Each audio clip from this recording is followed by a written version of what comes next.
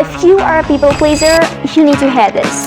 This is day 11 of the Glow Up series where I help you unleash your best version because true transformation, it comes from within. Look, people pleasing isn't about being too nice or too sweet.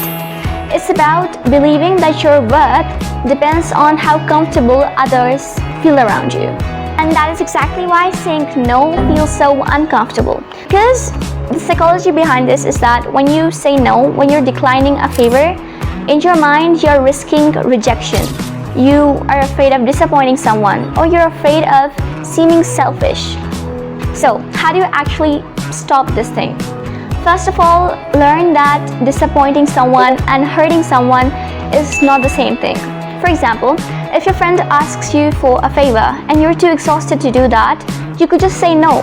And that doesn't mean that you're hurting them, you're just disappointing them. And you don't become a bad person by doing that. Look, you don't have the responsibility to make everyone happy and satisfied all the time. Because someone else's disappointment is an emotion that they experience, and you don't necessarily have something to do with that. Secondly, stop over-explaining yourself. Look, if you want to say no, people pleasers, what they usually do is they explain that, oh, I can't do that today because I have this and this to do. I'm really sorry. I would love to do it next time, but I couldn't do this because of this reason, blah, blah, blah. You don't need to over-explain all of that. You don't need a whole 5-minute speech to justify why you couldn't do something, okay?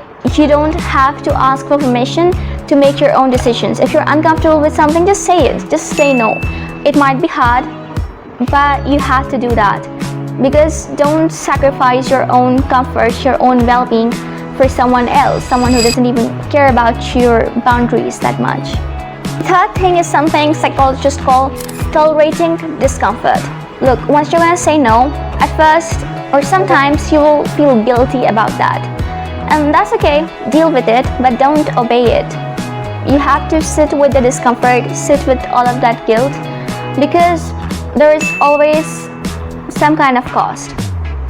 That guilt is just your old habits protesting against your new boundaries. You have to set boundaries. I need you to hear this very carefully. Every time you say yes to something you don't want to, you say no to something that you do want to.